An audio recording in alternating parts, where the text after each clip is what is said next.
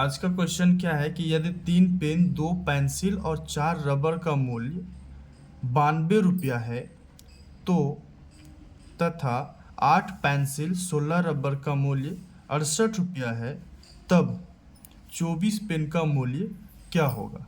यहाँ पर ऑप्शन दिया गया है। ठीक है, ऑप्शन के अकॉर्डिंग आपको बताना है।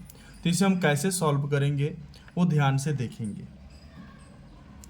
सबसे पहले जो जो कुछ दिया गया है वो सारे चीज़ों को लिख लेंगे। दिया क्या, 3 पेन, ठीक है, प्लस अगर आगे देखे तो 2 पेंसिल। बहुत आसानी से क्वेश्चन सॉल्व हो जाएगा, बस आपको देखना है।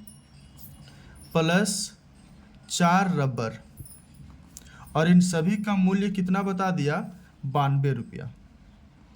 ठीक है, दूसरे में क्या बोला, 8 पेंसिल, यानी प्लस करेंगे तो 8 पेंसिल, ठीक है, प्लस 16 रबर, 16 रबर दे दिया, और इसका मूल्य क्या बता दिया, 68 रुपया।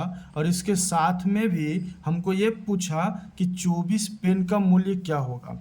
यहाँ पर ध्यान देंगे, पूछ रहा है कि 24 पेन का मूल्य। बहुत ही आसानी से निकल जाएगा। आप अगर 10th क्लास या 9th क्लास या 8th क्लास अगर पढ़े होंगे तो आपको पता होगा कि एक जो है सो विचलन विधि होता है। ठीक है, उसमें हम लोग क्या करते हैं कि इस प्रकार के जब भी क्वेश्चन होते तो उसे इक्वेशन यानी समीकरण मान लेते हैं, और समीकरण मानने के बाद उसे हम देखते हैं कि किस हिसाब से ये बराबर हो सकता है, यानी समीकरण 1 और समीकरण 2 को हम बराबर करने का प्रयास करते हैं।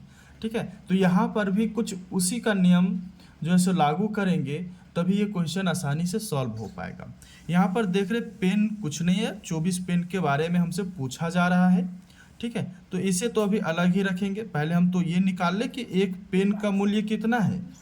ठीक है, ये निकाल लेंगे तो 24 पेन का मूल्य हमें पता चला जाएगा। तो यहाँ पर देख रहे हैं कि 2 है, यहाँ 8 है, यहाँ 4 है, यहाँ 16 है। अगर हम इसको बराबर करना चाहे ऊपर और नीचे, क्योंकि हमको पेंसिल और रबड़ का तो करना नहीं है, ध्यान से सुनेंगे, पेंसिल और रबड़ का हमें मूल्य नहीं निकालना है। तो क्या इसको हम कैंसिल करेंगे, और इसको कैंसिल जब हम करेंगे तो हमारे पास क्या बचेगा, पेन बचेगा, और पेन का ही मूल्य हमें यहाँ से प्राप्त होगी। इसलिए इन दोनों को कैंसिल करने के लिए बराबर करना पड़ेगा। तो यहाँ 2 है, यहाँ 8 है, तो ये छोटा है तो छोटा को ही बड़ा करना पड़ेगा, बड़ा को छोटा नहीं कर सकते। तो 2 को अगर हम 4 से गुना करते हैं तो ये 8 हो जाएगा, और 4 को भी 4 से गुना करते हैं तो 16 हो जाएगा। तो ये रबड़ और पेंसिल दोनों कट जाएगा, ध्यान देंगे। तो हम क्या लिखेंगे कि समीकरण 1 को 4 से गुना करने पर और समीकरण 2 को 1 से ही गुना करने पर, ये अगर नहीं भी लिखे तो भी चलेगा।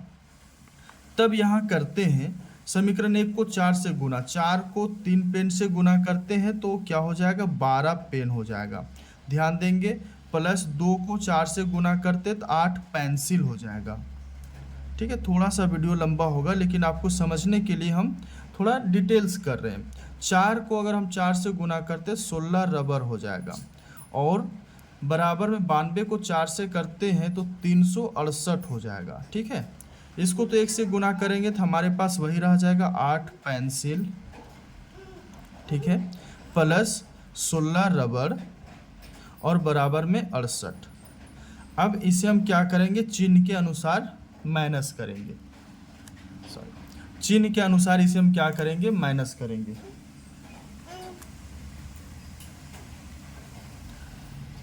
ये प्लस प्लस है, यहाँ भी प्लस, तो यहाँ क्या हो जाएगा, माइनस, प्लस प्लस तो माइनस, ये भी प्लस तो ये माइनस, ये कट जाएगा, ये कट जाएगा। ठीक है, तो यहाँ 12 पेन बच गया।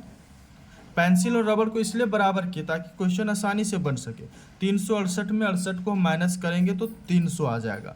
अब यहाँ पर ध्यान देने वाली बात क्या है कि 12 पेन जो है उसका रेट जो हमें मिल गया 300 मिल गया। हमें पूछा कितना, 24 पेन का मूल्य पूछा है, यानी कि 12 पेन का 300, तो ये इसका 2 गुना है, 2 गुना है कि नहीं। तो 24 को हम 12 पेन का 300, तो 300 हो गया। ये इससे 2 गुना है, 12 दूना 24, और 12 दूना 24, तो इसे हम क्या करेंगे, 2 से गुना कर सकते हैं। तो यहाँ पर ध्यान देंगे कितना हो जाएगा, 600 रुपया हो जाएगा 24 पेन का मूल्य। यानी 12 पेन का मूल्य 300 रुपया, तो 12 दूनी 24, यानी उससे 2 गुना है, तो इसमें 600 रुपया हो जाएगा। ठीक है।